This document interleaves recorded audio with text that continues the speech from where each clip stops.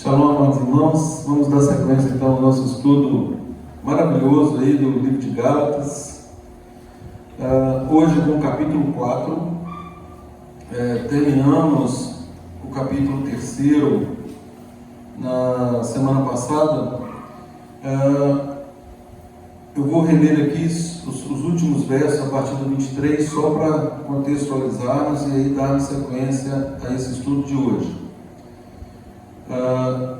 Sobretudo aí, porque tem um subtítulo aqui na minha Bíblia, e provavelmente na de vocês ou na algum de vocês aí, que diz que a tutela da lei para nos conduzir a Yeshua. No verso 23 diz: mas antes que viesse a fé, gente, prestem muita atenção, porque, como o Evandro fala, fichas cairão. Esse assunto, o capítulo de hoje, ele é de uma profundidade assim inigualável, e digo que é mais uma vez o sustentáculo da nossa fé. Isso passa pela promessa do Eterno, a forma como ele fez a promessa, o equívoco de interpretação de muitos seguidores, diga-se dentro do povo intitulado como sendo de Deus, onde houve, por meio desse próprio povo, uma distorção de sentido, coisa que o Eterno não determinou, e por consequência, um enviesamento aí que causou grandes problemas, e que Paulo detecta aqui e chama atenção para esse problema, que é a questão do legalismo, das obras da lei, colocar a Torá como um meio de salvação, coisa que nem o Eterno, nem Yeshua, nem os apóstolos, ninguém, os profetas, ninguém nunca fez. Ninguém nunca disse que a Torá seria um meio de salvação, pelo contrário. E esse pelo contrário, nós vamos ver aqui hoje, é exatamente o contrário. Ou seja, só aqueles que entraram no pacto é que têm condições efetivas de cumprir a lei. Ou seja, mais uma vez eu repito, a lei é para aqueles que são salvos, e não é meio de salvação. A salvação é unicamente pela fé, por meio do sacrifício do nosso Mashiach Yeshua. Então, essa é a salvação. Agora, a partir do momento que eu tenho a salvação, agora eu sou regenerado. Yeshua disse: importa-vos nascer de novo. Então, nós somos regenerados, gerados de novo. E aí sim, agora, nós somos feitos filhos. Veremos aqui logo nos primeiros versículos esse estado de filiação que o Eterno nos coloca por meio de Yeshua. E aí ele vem falando do Espírito que ele nos deu por meio de Yeshua. E por meio desse Espírito, que é cumprimento de Ezequiel 36, 26, que nos faz guardar a Torá e andar em obediência à Torá, pela ciência inequívoca da nossa salvação. Ou seja, uma vez que eu estou salvo, que eu fui salvo por Yeshua, que eu sou gerado de novo, que eu sou inserido na família de Deus, na família do Eterno, agora sim eu ando em obediência. Não porque eu sou bom, não porque o mérito seja meu, mas como eu sou agora uma nova criatura em Yeshua, o próprio Espírito do Santo me capacita a andar nessa obediência e, por óbvio, nesse processo de santificação, atingirmos o padrão que o Eterno estabeleceu contido lá em Efésios 4, 13 e 16. Até que cheguemos à unidade da fé, do pleno conhecimento do Filho dele, Yeshua, a perfeita varonilidade. O que é perfeita varonilidade? Uma pessoa que tem uma vida absolutamente irrepreensível, ordenada. O Hércules fala que eu gosto muito dessa palavra, eu gosto mesmo, ordem. Vida ordenada, e aí em todas as áreas, e esse é o padrão de Yeshua, é que Yeshua nos chama a sermos semelhantes a Ele. Aliás, isso é um propósito do Eterno, e Ele diz: vinde e vede. Para todas as pessoas para as quais Ele pregava, Ele chamava vinde e vede, ou seja, é algo tão profundo que às vezes a pessoa fala, quando alguém está numa prédica falando sobre aquilo, a pessoa fala assim: isso é utopia. Vinde e vede. né? A transformação na nossa vida, e é exatamente isso que Paulo fala em toda a carta de Gálatas, não é? Paulo é um exímio apóstolo que nos apresenta com muita maestria, eu venho repetindo isso várias vezes, né? Quanto ao funcionamento do corpo do Mashiach, que é a congregação, que é a Carral, que é a Querrilá, que é a sinagoga. Então Paulo apresenta esse funcionamento. O conhecimento puro, ele não tem valia de nada. Conhecer por conhecer, até o inimigo conhece muito mais que qualquer um de nós aqui. Agora, por que ele, então, conhecendo, ele não apresenta um padrão de comportamento compatível com esse conhecimento? Porque ele não se firma neste conhecimento, né? Ele tem esse conhecimento apenas por querer ter esse conhecimento, por ter. E aí Paulo fala isso para nós, nos fala isso várias vezes, é que o conhecimento por si só, ele nos torna arrogantes, ele nos torna soberbos, né? Ele não produz mudança de vida. Então, nós somos chamados a sermos o que? Novas criaturas. Nós somos chamados agora com um padrão de excelência jamais visto, né, em toda a Escritura, até o momento que Yeshua aparece. Aí sim, por isso que ele é o padrão perfeito, é o varão perfeito, e é para ele que nós temos que olhar, nas mãos dele que nós devemos pegar, né, conforme ele próprio disse: sem mim nada podeis fazer. Então vamos lá, verso 23, só para contextualizar mais uma vez: mas antes que viesse a fé, estávamos sob a tutela da lei e nela encerrados, para que essa fé de futuro haveria de revelar-se. Ou seja, gente, olha o detalhe, e prestem atenção nesse detalhe, né? Ele é extremamente importante. Antes que viesse a fé, nós temos como o início da fé quem e onde? Quando fala em fé, de quem nós lembramos muito rápido? Abraão, pai da fé. Perfeito, Abraão, olha para você ver. Então, antes que viesse a fé, ou seja, antes de Abraão, né, estávamos sob a tutela da lei e nela encerrados. No caso de Abraão creu, e isso lhe foi imputado como justiça. Na verdade, o termo seria justificação. Essa justiça aí significa justificação, ou seja, a fé de Abraão o justifica a tal ponto de o Eterno olhar para ele, e é óbvio que dentro de um padrão de onisciência, saber que ele conduziria todos depois dele e que efetivamente ele seria o pai de muitas nações. Então, antes que viesse a fé, estávamos, porque aqui na verdade é uma promessa. Abraão creu, ele é o pai da fé, ele creu. Mas olha a promessa que o Eterno faz com Abraão, né? Ele fala, e Paulo repete, nós leremos daqui a pouco, até que viesse o descendente. Então, o link da fé, ele parte de Abraão e liga diretamente com a vinda de Yeshua. Então, por isso que Yeshua fala: se fosseis filhos de Abraão, né? Então, certamente ouviria, porque Abraão sabia, Abraão conhecia, né, no que tange ao aspecto da fé, da promessa.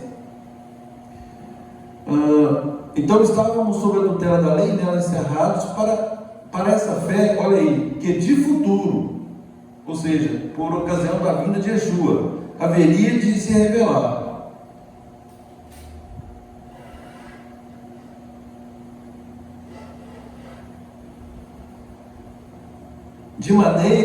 De maneira que a Torá, a lei, nos serviu de aio para nos conduzir a Yeshua.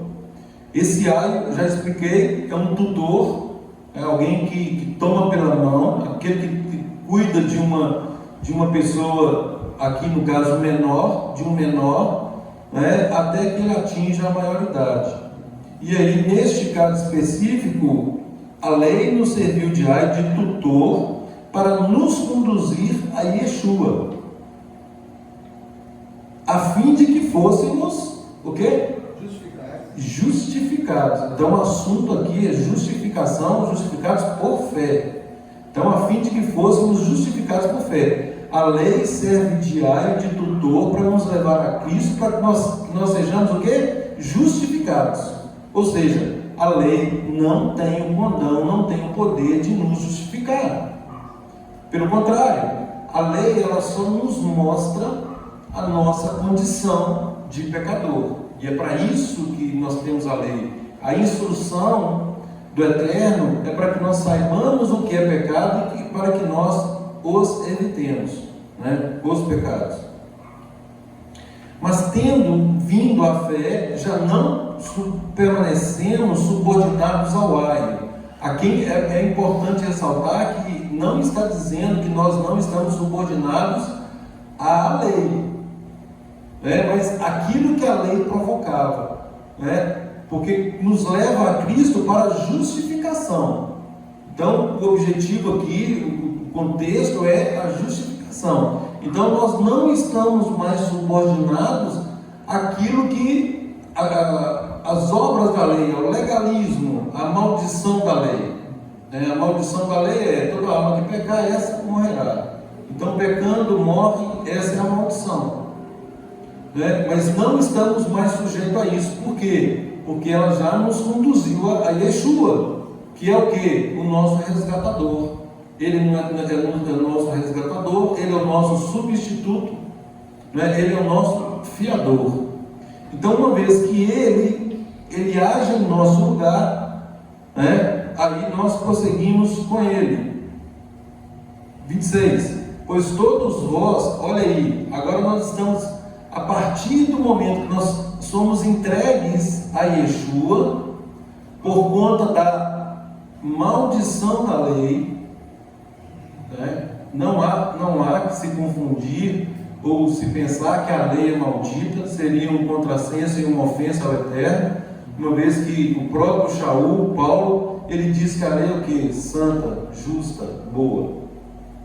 É a vontade do Eterno, a instrução do Eterno, manifestada para nós, conforme Neemias 9, a partir do verso 4. O próprio Eterno nos dá a instrução dele, e agora, por meio de Yeshua e por meio do Ruach HaKodesh, do Espírito Santo, né, grava a própria vontade dele, a instrução dele no nosso coração. Então, a partir daí, a partir do momento que nós, pela fé, nós aceitamos o sacrifício de Yeshua, reconhecemos que ele é o nosso resgatador, o nosso substituto, nós passamos então, aí sim, a fazer parte da família do Eterno. E aí, olha, pois todos vós sois filhos de Deus mediante a fé em Yeshua. É isso que o texto diz. Porque todos, olha aí a questão do revestimento, todos quantos fostes batizados, teve lá purificação, todos quantos fostes batizados em Yeshua, de Yeshua vos revestistes. Ou seja, aceitamos o sacrifício, reconhecemos que ele é nosso substituto, que ele pagou por nós, que ele nos resgatou, agora nós nos revestimos dele. Literalmente nós nos revestimos. Por isso que diz que nós somos o que? Nova criatura.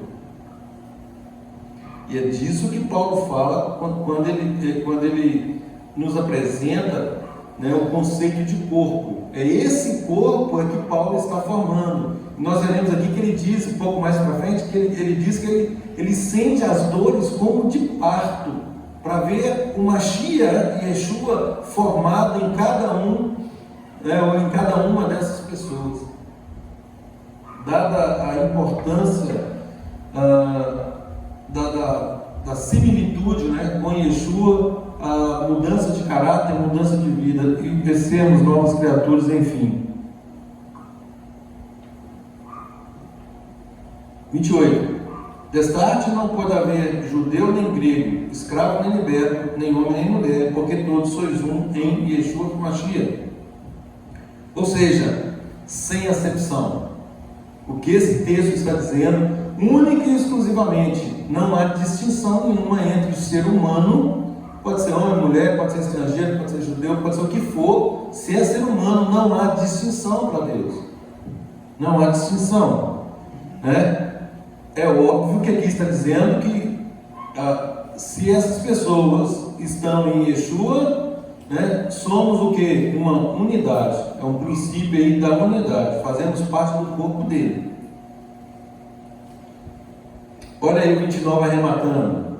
E se sois de Yeshua, também sois descendentes de Abraão e herdeiros segundo a promessa. Gente, maravilhoso esse texto.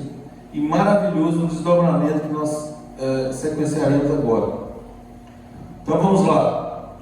Então, a partir desse momento, nós somos incluídos na família de Deus.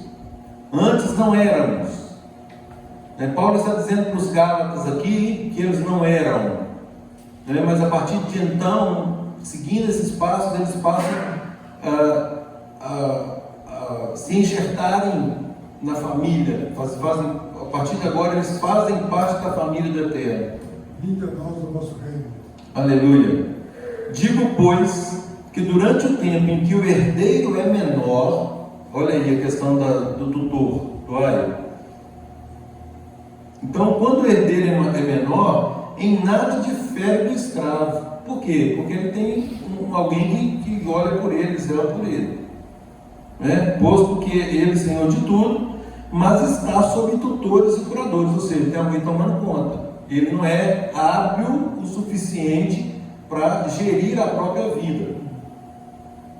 Então ele está debaixo do cuidado de tutores e curadores até o tempo predeterminado pelo Pai.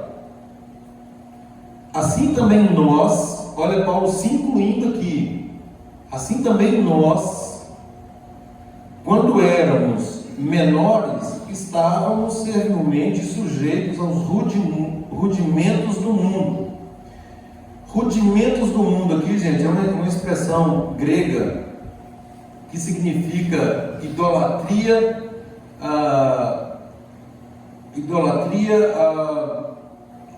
a própria criação do Eterno. Por exemplo, os 4 elementos: terra, água, ar e fogo. Cada um era nominado como sendo um Deus. Então, quando diz o termo aqui grego para rudimentos do mundo, é uma idolatria voltada a esses elementos. Então, nós, quando éramos menores, estávamos servilmente sujeitos aos rudimentos do mundo, ou seja, aos encantos do mundo, às vicissitudes do mundo, a tudo que o mundo nos apresenta. Uma criança não tem o necessário discernimento. Vindo, porém, olha aí o verso 4: vindo, porém, a plenitude do tempo, o Eterno enviou o seu Filho, nascido de mulher, nascido sob a lei, para quê? Verso 5, gente. Livrar por meio. Livrar por meio de uma compra. Remir, livrar por meio de uma compra, resgatar. Então ele veio para resgatar os que estavam sob a lei, a fim de que recebêssemos o quê? Ou seja, então a partir desse momento nós somos adotados. Nós passamos agora a fazer parte da família. Tem a maioridade, no caso. Nós não éramos, isso. Agora é como se fosse no direito, como se fosse uma emancipação. Agora ele está plenamente capaz. Pois não, Antônio? Para que pudesse redimir os que estavam sujeitos ao legalismo e desta forma capacitar-nos para sermos feitos filhos de Deus. Isso, exatamente. Para que recebêssemos a adoção de filhos, sermos feitos filhos do Eterno. Importante aqui, gente, que fala que Yeshua, que Deus enviou o seu filho nascido de mulher. Existe alguém que é nascido de mulher que é de outra natureza que não um ser humano? Não, a natureza dele é humana. É por isso que está enfatizando aqui a natureza humana de Yeshua. Yeshua, conforme diz lá em Filipenses 2:5-8, ele se esvaziou. Ele se esvaziou. Ele esteve aqui na condição 100% humana. E se assim não fosse, não poderia ser o nosso resgatador. Porque ele teve que passar pelas mesmas coisas que nós passamos. Como o pecado entrou por um só homem, também por meio de Yeshua, ele consegue nos livrar das consequências do pecado, exatamente porque ele conseguiu cumprir a lei tal qual o Pai o determinaram. Sobretudo por quê? Porque ele dependeu exclusivamente do Eterno a todo tempo. As orações de Yeshua são magníficas nesse sentido de reconhecer a soberania do Pai e enfatizar isso inúmeras vezes. Não vim para fazer a minha própria vontade, sim daquele que me enviou. Pai, eu sei que o Senhor me ouve, que o Senhor responde, o Senhor sempre faz isso. Ele nos ensina a oração. Pai nosso. Então, o tempo todo na dependência do Pai, é o que ele nos apresenta. Então, ele nascido de mulher, nascido sob a lei. Esse sob a lei aqui, sob a maldição da lei. Opa, Yeshua sob a maldição da lei? Qual o sentido disso? Porque todo homem está sujeito, né? Exatamente isso, ele estava sujeito à condenação da lei. Só que nele, no caso dele, ele nunca pecou. Por isso ele é o Mashiach, por isso ele é o modelo.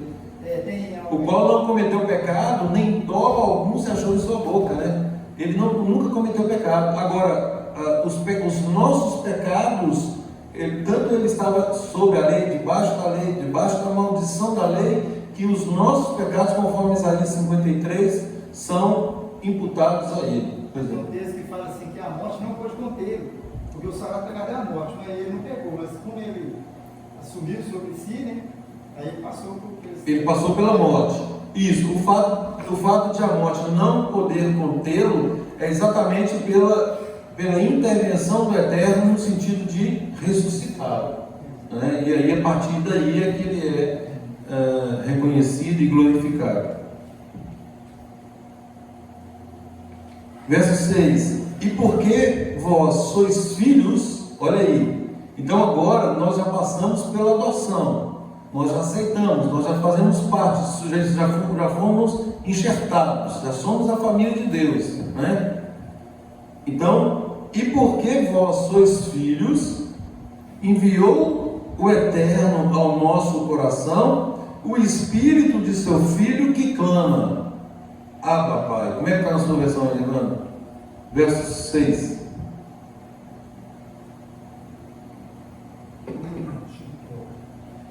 Além do mais, é o 2, né? 2,6. Não, 4,6.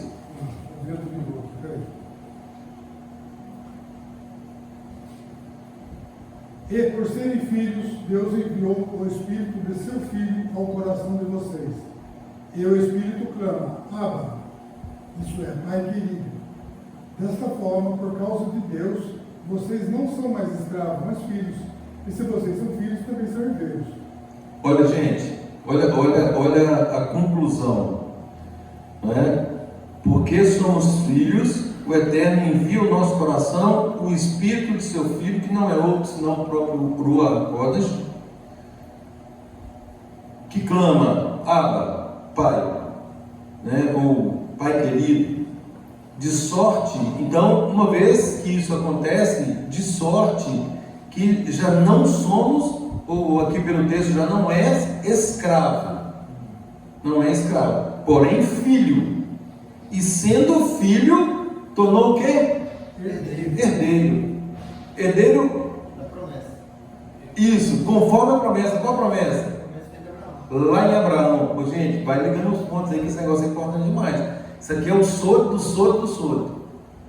Extremamente profundo, extremamente relevante para que alicercemos aí o nosso entendimento. Verso 8. Outrora, antigamente, né, em outro tempo, outrora, porém, não conhecendo ao Eterno, está falando aqui com os Gálatas, vamos lembrar, né? Está falando aqui com os Gálatas, gentios. Outrora, porém, não conhecendo ao Eterno, servis a deuses que por natureza não são, idolatria, paganismo. Mas agora que conheceis ao Eterno, ou antes, sendo conhecidos por Ele, como estáis voltando outra vez aos rudimentos fracos e pobres, aos quais de novo quereis ainda escravizar-vos? Que rudimentos? Quais os rudimentos que são fracos e pobres? Tudo que se afasta da vontade do Eterno. Tudo aquilo que aponta outro caminho que não seja o caminho do Eterno. Tudo aquilo em que depositamos a nossa confiança fora do Eterno. Isso tudo é classificado como idolatria, é classificado como rudimentos fracos e pobres. E por que quereis ainda escravizar-vos? Por quê? Porque se nós abandonarmos esse caminho, nós vamos nos tornar de novo escravos. Nós já fomos resgatados, é o caso deles aqui, eles já tinham entendido a boa nova da inclusão. A palavra eu acho que ela é bem oportuna, porque os gentios eram o quê? Rechaçados, eles eram colocados à margem da sociedade. E aí, por meio de Yeshua, agora já não há diferença mais entre judeu e gentio, entre grego, não faz diferença na nacionalidade, não faz diferença em nenhuma etnia, não faz diferença mais a questão de sexo, de gênero, né? Se estás em Cristo, se estás no Messias, somos um só corpo, um só corpo. E se nós nos desviarmos disso, nós caímos de novo na escravidão. É isso que Paulo está advertindo. Guardais dias e meses, tempos e anos. Esses dias e meses, tempos e anos, gente, não tem nada a ver com a Torá.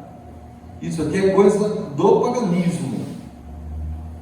Tem uma passagem em Colossenses, ninguém vos julgue por luas novas, sábados, ali sim está falando para o povo de Deus. Aqui ele está falando o contrário, né? Guardais dias e meses e tempos e anos.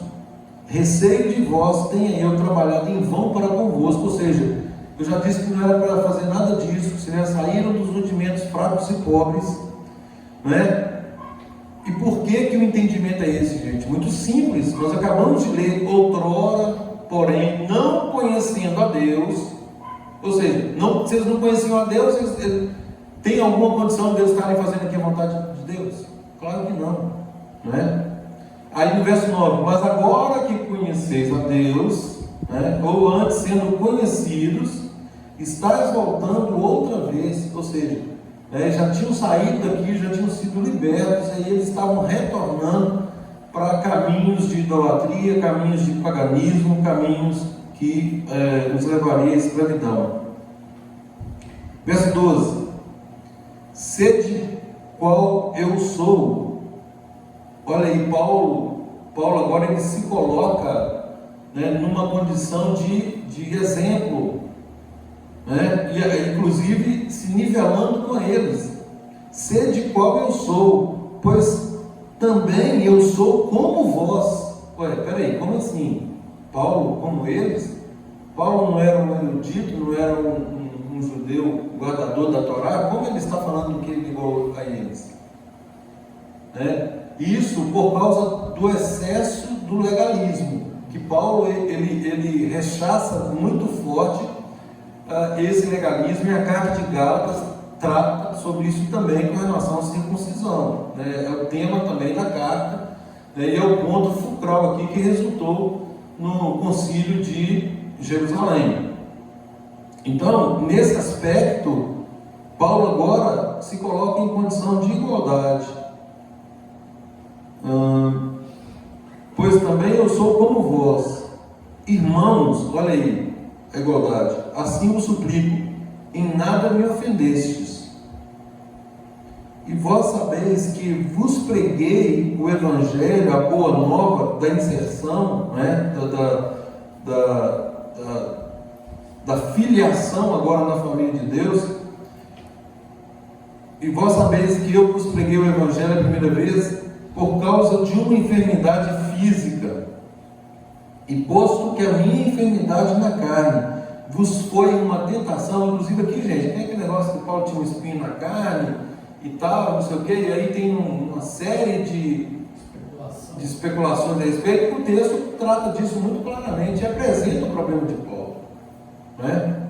Olha aí, vós sabeis que vos preguei o Evangelho a primeira vez por causa de uma enfermidade física, e posto que a minha enfermidade na carne vos foi uma tentação, contudo não me revelastes desprezo. Olha aí, ele tinha uma deficiência, mas por causa dessa deficiência, eles demonstraram amor com ele e não o desprezaram por causa disso. Nem desgosto, antes me recebeste como um anjo de Deus, como o próprio Yeshua. Olha aí. Que é feito, pois, da vossa exortação, pois vos dou testemunho de que, se possível fora, olha ele dizendo o problema da enfermidade dele, olha o espinho na carne do Paulo, pois vos dou testemunho de que, se possível fora, teríeis arrancado os próprios olhos para me dar. A gente acha que ele ficou cego por causa do apedrejamento, né? Ficou deformado, pelo amor que eles tinham por ele, talvez tenha daria um olho para ele. Exatamente. Mas em algumas cartas ele escreve assim: vede com que grandes letras vos escrevo. Né? Então ele tinha um problema muito sério de visão e que a maioria dos estudiosos, decorrência da visão de Jesus. tem várias causas. Isso, várias causas aí começa por aí, e aí vem a questão mesmo das perseguições e apedrejamentos e surras, etc., que ele tomou, e que agravou o problema de saúde dele, né, o problema da visão. Né, mas a maioria dos estudiosos entendem, né, são bem firmes no sentido de que o problema de Paulo, de fato, era uma deficiência visual. 16. Tornei-me porventura vosso inimigo por vos dizer a verdade?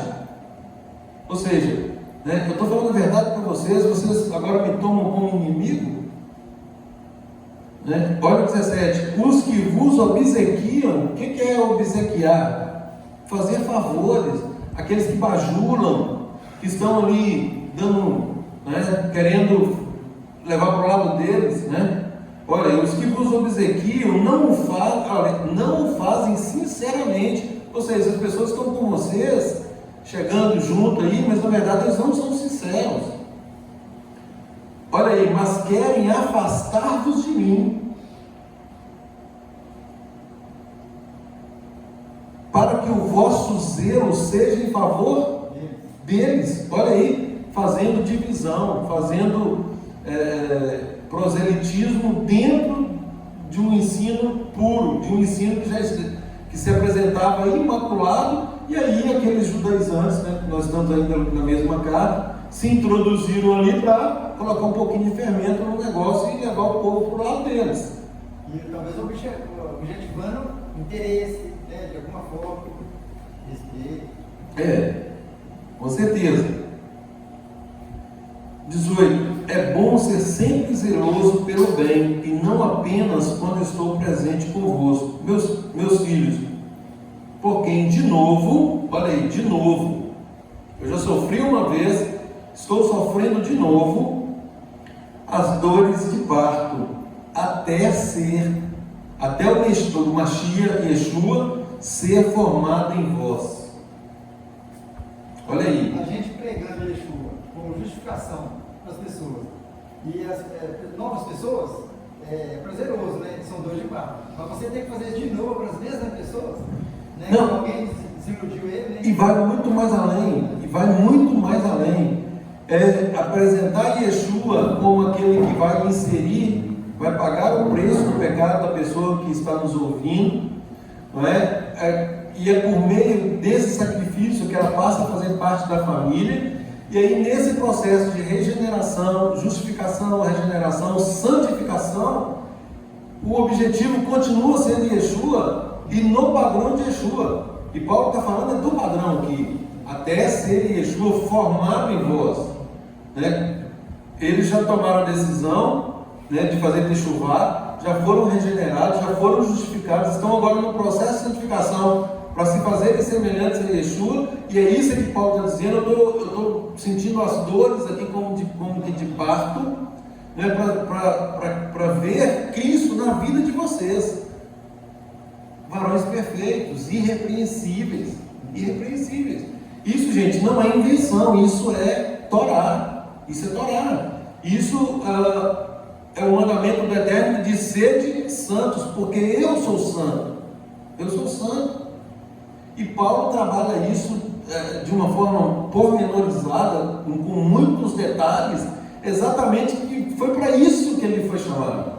Ele disse que ele não recebeu esse evangelho, esse ensinamento de homem algum.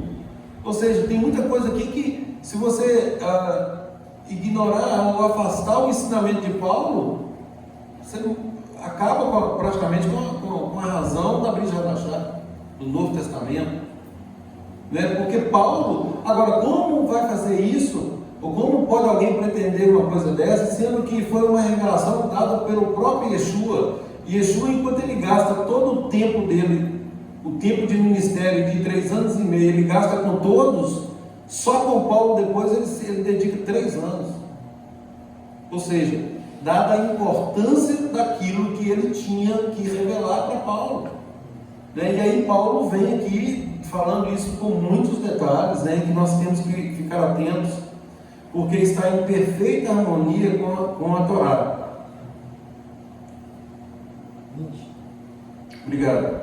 Pudera eu, então, até ser Yeshua formado em vós, pudera eu estar presente agora convosco e falar-vos em outro tom de voz, porque me vejo perplexo a vosso respeito, ou seja, eu estou desapontado. Eu estou escrevendo, eu quero que vocês percebam que eu estou escrevendo aqui, eu estou bravo demais com o que eu estou escrevendo. Ou seja, ele fala aqui até de tom de voz na escrita. Então, assim, dando a entender que ele está realmente perplexo, ele está desapontado, ele está decepcionado, porque o ensino que ele apresentou, foi rapidamente desviado, e eles permitiram isso. Orai e vigiai. Gente, agora olha essa comparação. E essa comparação também, muitas vezes não, 99,9% das vezes é mal interpretada. Vamos a ela. 21. Dizei-me vós. Com a introdução que eu fiz vai ficar fácil agora a interpretação. Dizei-me vós, os que quereis estar sob a lei, acaso não ouvis a lei? Ué, peraí, não é esquisito isso aqui? Levanta, como é que está a sua versão aí?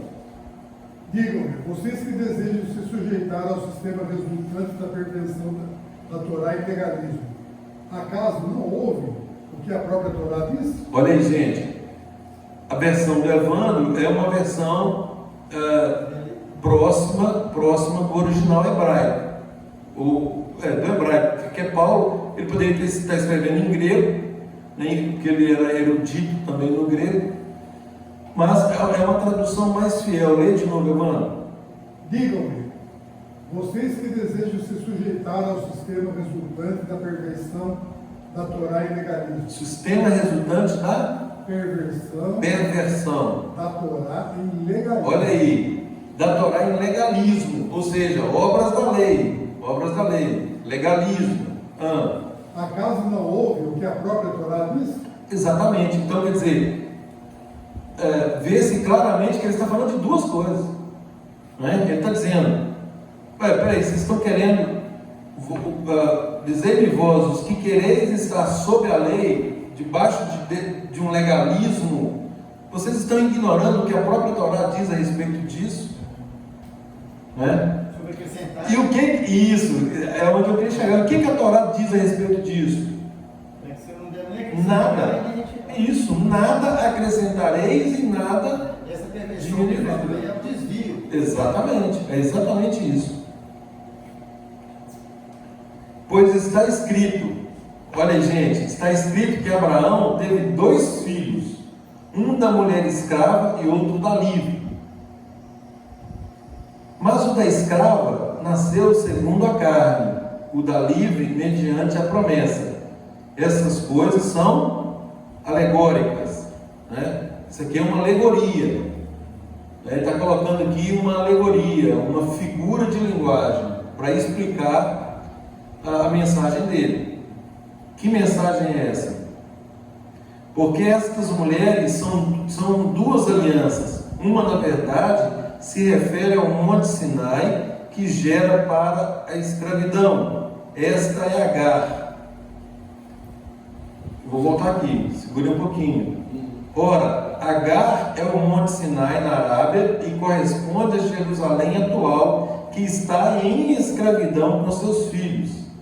Mas a Jerusalém lá de cima é livre, a qual é a nossa mãe. Porque está escrito: alegra-te, ó estéril, que não dás à luz, exulta e clama, tu que não estás de parto, porque são mais numerosos os filhos da abandonada que os da que tem marido. Vós, porém, irmãos, sois filhos da promessa, como Isaque. Como, porém, outrora, o que nascera segundo a carne perseguia o que nasceu segundo o Espírito, assim também agora. Contudo, o que diz a Escritura, lança fora a escravo e seu filho, porque de modo algum filho da escravo será herdeiro com filho da livre. E assim, irmãos, somos filhos não da escrava, e sim da livre. Alguém quer comentar essa passagem? Essa analogia foi interessante, que os primeiros filhos, que foi no caso, quando a Torá foi dada, eles estavam vivendo totalmente errado. Mas já tinha uma promessa que um descendente viria, no caso era Isaque, né? E ele que sim, que a promessa era dada a ele, né? Passaria por ele, mas a promessa, na verdade, é a respeito de Yeshua. O descendente, a palavra diz assim: não aos descendentes, mas o descendente que é Yeshua. Então, engraçado que depois ele comparou que a perseguição que estava acontecendo desses judeus antes era parecida com aquela também que o próprio Ismael perseguiu o Isaque. Ok, vamos tentar melhorar, detalhar isso mais. Mais alguém? Eugênio? Eu compreendo que essa comparação aí, essa analogia são 2, digamos que são 2 filhos, né? Da escrava, Agar, e da livre, que era Rebeca, Sara. Então, os filhos da Agar, a gente poderia dizer que são as pessoas que estavam debaixo da lei, da Torá. E nós somos filhos da livre, e agora já não estamos mais nem como, não precisamos do tutor para chegar ao descendente, que é o próprio Yeshua. Então, nós representamos os filhos da livre, filho da Sara. Veja bem. Em Yeshua. Deixa eu completar aqui. Porque quem é filho de Agar, no caso, que é Ismael, são as pessoas que estão debaixo da lei e buscam justificar por ela, mas não tem jeito. O Isaac é filho da promessa, então, ou seja, seria como se Isaac, a descendência de Isaac, chegasse em Yeshua. Mas Ismael não chegou, né, porque passou por outro caminho. Né, quem está em Yeshua hoje, ele alcançou essa promessa. Sim. Né, a promessa da justificação. Exatamente. Eu vejo o seguinte, Ismael como fruto da vontade da carne, vontade de homens. É isso aí, perfeito. Vontade de homens. Uma manobra, Ismael é uma manobra humana. Deus faz uma promessa e nós fazemos o quê? vou dar um jeitinho. Deixa eu dar uma ajudinha aqui Vontade de carne e vontade de homem, Isso. que não nos conduz à luz da instrução do Eterno ao cumprimento da promessa. Isaac, ele vem cumprindo a promessa pela fé. A fé não é pela lei, mas é pela inteireza de coração. Isso, perfeito. Os três ali ficaram bem alinhados. É exatamente isso. A descendência de Abraão, né, porque já era uma promessa do Eterno, né, então é por meio dessa promessa é que vem Yeshua. Então o link ele está com Abraão, por isso que eu falei um pouco, né, quando nós começamos. O link de Abraão ele vai pela fé, ligando diretamente em Yeshua.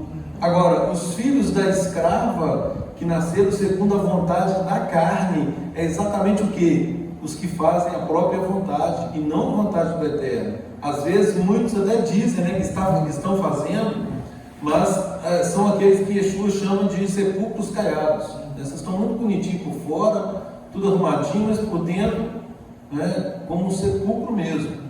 Né, estão podres, ou seja, não tem vida. Yeshua faz o quê? É pelos frutos. Então, nós temos todos os padrões de reconhecimento, aquele que obedece e aquele que não obedece. Por isso, mais uma vez, gente, né, questão do exterior. Né? Nós temos que pautar a nossa vida, os nossos comportamentos, de modo que efetivamente sejam compatíveis com o ensino do Eterno, com a instrução do Eterno. Né? E não ter uma vida de aparência, né? Porque além de não agradar ao Eterno, nós estaríamos então nos enganando a nós mesmos. Né?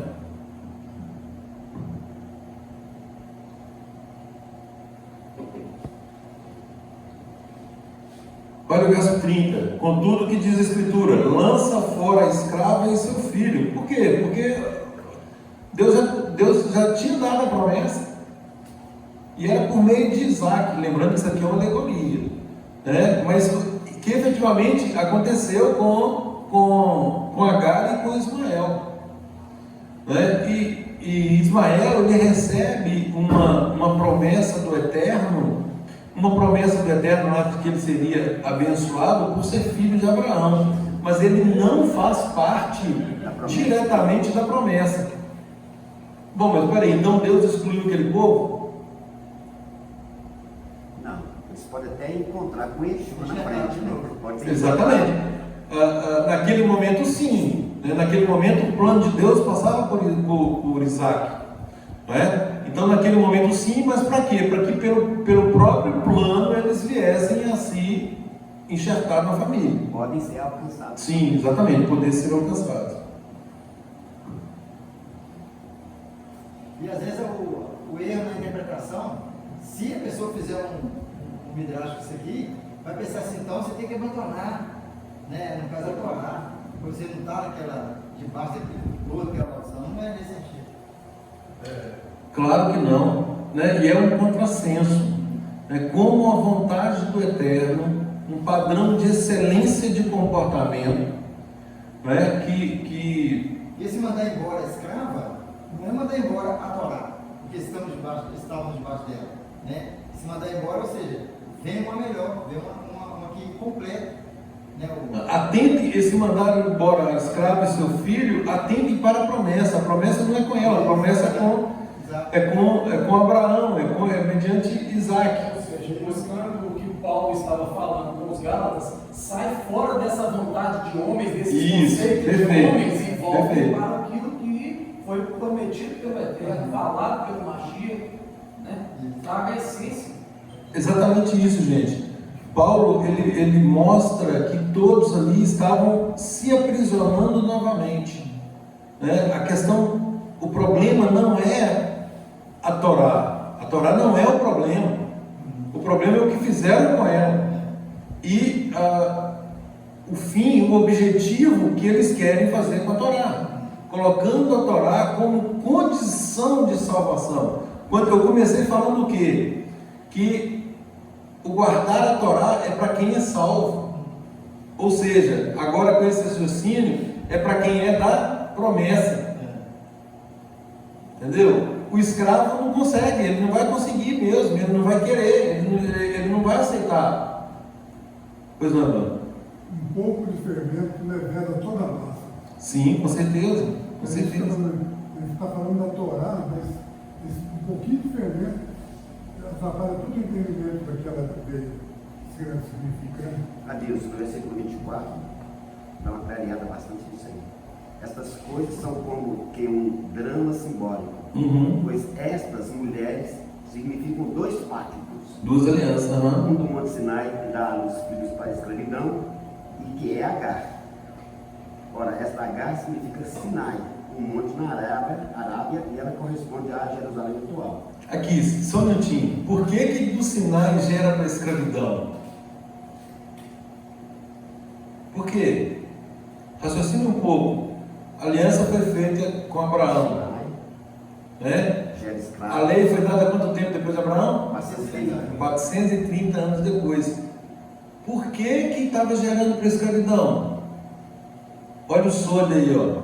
Porque estava sendo Para ser livres depois. ela estava sendo interpretada Gente, de maneira legal. captem, em nome do Eterno, captem. Olha para você ver. Por que do Sinai gera para a escravidão?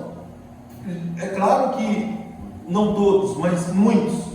Por quê? Porque eles não haviam entrado na aliança de Abraão.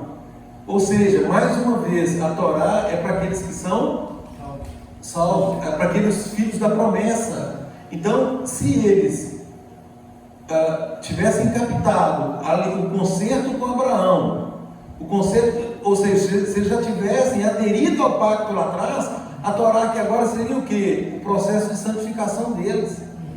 Então, já seria uma continuidade. Aí, por que gerou para a escravidão? Porque eles pegaram a Torá e começaram a colocar a Torá como condição de salvação, esquecendo da promessa. Por isso que gera para a escravidão. Porque coloca a Torá como um meio de salvação, o que não é. E eles colocariam também a própria Torá, através dos líderes ali, como um tutor, a vida toda. E não Sim, sem fim. Exatamente. Não, é o que acontece hoje. É o que acontece hoje aos nossos irmãos ortodoxos, né, em toda a linha ortodoxa. Né, eles continuam colocando a Torá como um fim em si mesmo. Você tem que falar o nome deles, né? Muitos. Sim, sim, Até sim. param uma pregação e citam o nome desses. Sim, e eles falam mais, eles falam que o consenso entre eles pode abrogar, pode derrogar, pode anular, pode Mais valor do que a Torá. mais valor do que a própria instrução. Ou seja, isso está de acordo com a Torá? É o que Paulo falou, né? Vocês que estão aí querendo ficar devagar, vocês não conhecem o que a lei diz? E outra coisa, eles fazendo assim impediriam os não-judeus a entrar na aliança. Né? Claro, claro. Por quê? Porque ao invés de conduzir num caminho de retidão, num caminho que o próprio Eterno determinou, estavam conduzindo para caminhos próprios. Eles estavam fazendo aquilo com outros interesses. Não era conduzir no caminho do Eterno, mas na linha A ou B de entendimento dos experts na lei. Né? Então, gente, nós todos, né, nós saímos da escravidão, da maldição da lei, e agora nós nos tornamos filhos. E uma vez que somos filhos regenerados, nascidos de novo, né, volto a dizer que as palavras de Yeshua, importa nascer de novo. E aí Nicodemos, que era um exímio conhecedor e praticante da lei, obviamente, né, faz uma pergunta que Yeshua ficou um pouco atônito com a pergunta dele, mas como pode um homem, sendo velho, nascer segunda vez? Né, e Yeshua fala, mas peraí, você é tão entendido e você não está entendendo o que eu estou falando? Né? Então esse nascer agora pelo Espírito, deixar o jugo humano, deixar aquele jugo de entender que a obediência, que a salvação é pela obediência à lei. Né? Temos que obedecer à lei? Claro que temos. Agora como filhos. Por quê? Porque já fomos salvos. Se o pessoal do Sinai tivesse captado o pacto com Abraão, e é claro que muitos o fizeram, teve quem se desviou, mas obviamente tinha muitos que mantiveram um caminho. Os profetas, né? Sim, com certeza. O remanescente, né? Sempre teve um remanescente. Então, se eles tivessem captado a essência, a Torá seria perfeita. Por quê? Porque seria um aperfeiçoamento, né, de comportamento nos termos que o Eterno pretendia. Nova criatura. Nova criatura, sendo sal, sendo luz, atendendo o propósito de ser uma nação sacerdotal, porque o plano desde o princípio era esse, de que Israel fosse uma nação sacerdotal. O Eterno diz, né, que ele escolheu dentre todas as nações, escolheu a Israel, com esse propósito. E aí o que aconteceu? Eles se desviaram. Por quê? Porque criaram outras doutrinas, misturaram aí, jogaram um pouco de fermento e fez com que o que era precioso se tornasse vil aos olhos humanos, né? Ao ponto de se tornar um jugo extremamente pesado, né? Mais uma vez, Yeshua vem e diz, né? Aprendei de mim, sou manso e humilde, né? O meu fardo é suave, o meu fardo é leve, o meu jugo é suave. Então, essa é a interpretação da Torá de acordo com o Filho do Eterno, de acordo com Yeshua, né? E ele é a Torá viva, né? Os ortodoxos até hoje eles escrevem que o Mashiach será, é claro que nós sabemos que ele é, né? O Mashiach será a Torá no nosso meio. Eles escrevem isso, lindo, né, de se ler, né? E nós temos a oportunidade de lermos isso e falar assim, nossa, que bênção, né? Já veio e de fato. Deus é presente, presente é futuro. Exatamente. Enquanto eles aguardam uma primeira vinda, nós já aguardamos uma segunda vinda. Que o Eterno tenha misericórdia de todos nós, que nos capacite, né? Lembrando aqui do propósito de ser o Mashiach formado em cada um de nós. Esse é o propósito, né? O propósito do Eterno. Isso está aqui no conceito de Paulo. Paulo enfatiza isso em Efésios 4:13. Até que todos cheguemos à unidade da fé, do pleno conhecimento do Filho de Deus, a perfeita varonilidade, à medida da estatura da plenitude de Yeshua. Então ele é o padrão. E finalizando com Romanos 8, 28 e 29, porquanto aos que de antemão conheceu, também os predestinou para serem conformes à imagem de seu Filho, a fim de que ele, o Filho, seja o primogênito entre muitos irmãos. Fazemos parte dessa família, queridos. Nós somos irmãos nessa família, né? Uma unidade com a qualidade de Yeshua. Por isso que nós chamamos uns aos outros de irmãos, né? Porque Yeshua é o nosso primogênito. Sim. E somos irmãos dele. Irmão mais velho, com certeza, com certeza. É que o Eterno nos abençoe e nos capacite a todos. Aí na próxima aula, com a bênção do Eterno, nós encerraremos o estudo de Gálatas. Shalom a todos.